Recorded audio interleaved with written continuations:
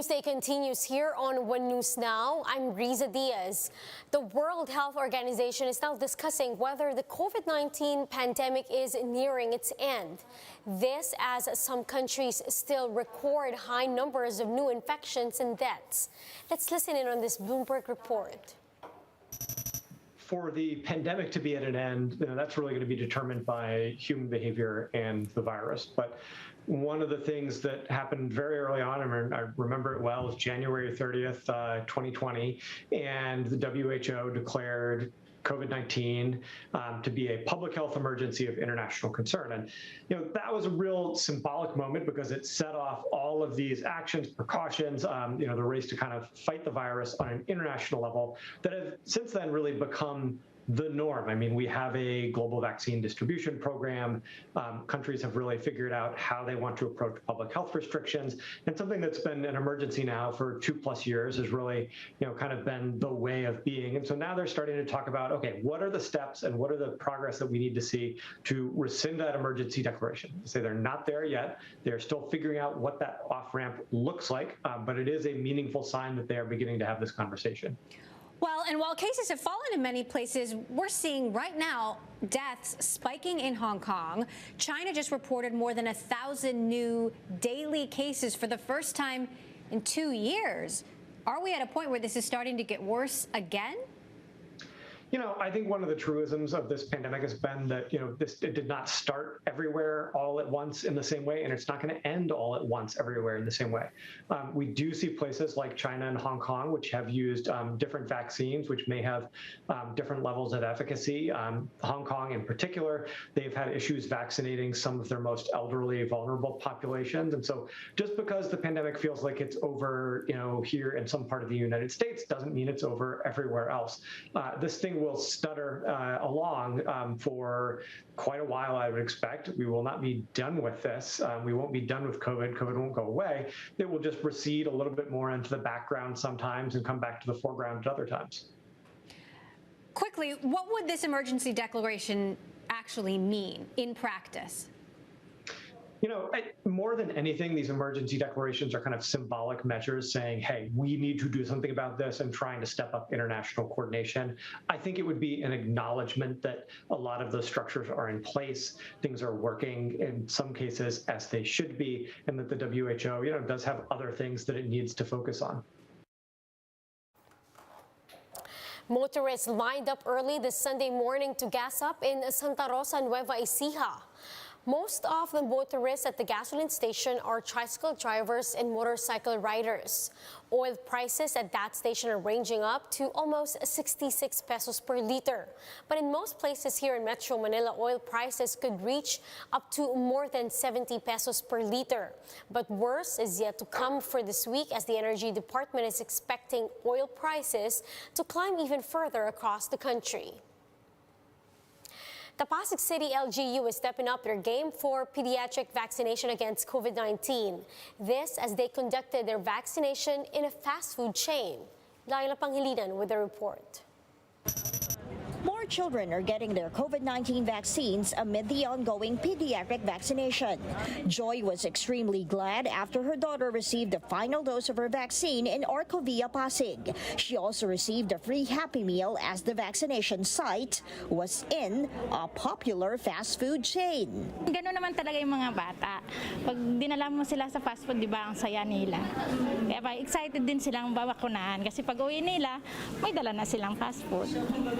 200 kids are being vaccinated 5 days a week as part of the Pasig City's pediatric vaccination efforts conducted in a fast food chain. They are very excited. Actually, kanina, yung mga first registrants natin, even before the program, nandito na sila and they're very happy to be vac. The LGU explained that they decided to vaccinate children in fast food chains after schools, which served as vaccination sites, welcomed students again. Experts said that this is still safe safe as those receiving their shots are on the second floor, while those eating are separated in the ground floor. We separated it talagang totally from so that they don't need to take out their mask once they're here inside. Next is talagang very limited ang pagpasok ng mga patients natin. Normally, we only allow a certain number per area or per step. With the mall nearby, kids who are now fully vaccinated can go around inside. We want not only the adults but also the kids, when they go to our malls, they feel safe. So when they're inoculated, mas safer yung feel nila when they go to our malls, to our open spaces. But aside from malling, parents were more excited as their kids can now safely go back to school for their physical classes. Mag-face-to-face na po siya. Excited na po siya. Hirap ding iniiwanan namin sa bahay lang. Wala na lang pinapanood. Dapat doon na lang sa school. Pasig City aims to inoculate 100,000 children aged 5 to 11. But so far, only 15% of this population have been vaccinated. Kaka-start lang daw kasi nung vaccination ng pediatric. So, 2 weeks pa lang since February. So, ano naman, the numbers are okay, no? We're moving up naman. Both the LGU and the private sector are assessing if they should make daily vaccinations in fast food chains. For News 5, Laila Pangilinan, We Are One News. We'll be back with more stories after the break. Keep it here on One News.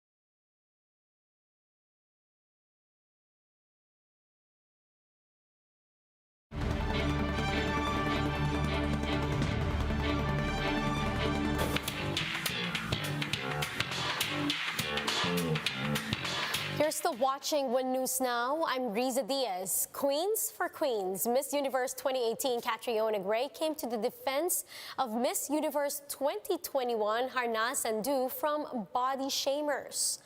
Sandhu was criticized online for supposedly gaining weight. With this, Gray pointed out that Sandhu or any beauty queen is not limited with their body shapes.